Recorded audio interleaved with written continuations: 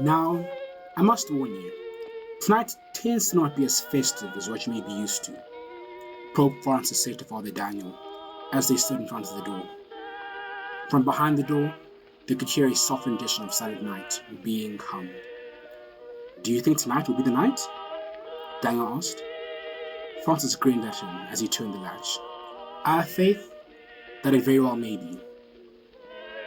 The door opened out into a great hall, where priests were milling and feasting about, around 7 wooden benches spanning the length of the hall.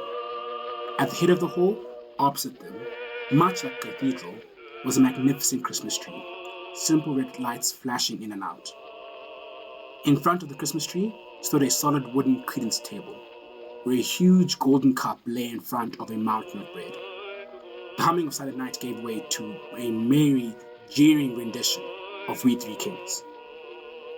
It is a tad pagan of us, but too many of us grew up around Christmas trees. It just felt unnatural. Hopefully, he won't mind that we included them.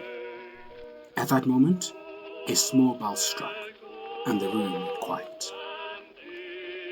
Pope Francis hurried to the front of the cathedral as the milling priests sat down, the colour slowly draining from their faces. Daniel sat down at the nearest table, beside an elderly priest who was deeply engrossed with the bottom of his jug. "Welcome, my brothers and sisters. I confess my faith wavered this morning, but here, standing before you, I trust that today may be the day. And if it should not be, then I bask in the will of God for it to be so." Small nods of approval went round the room as the Pope lifted his hymn book. "What is he doing?" Daniel asked. The elder priest responded, barely concealing a snarl. "He's opening to hymn 394 from the old hymn book, otherwise known as Amazing Grace. It is said that when we welcome Christ, we should sing to him Amazing Grace to thank him for the pleasure of having graced us. We only ever sing it once around midnight, as that is roundabout where he should arrive." And so started a decent rendition of Amazing Grace.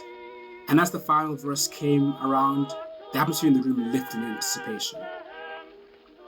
The tension held for a moment as the reverberations diminished.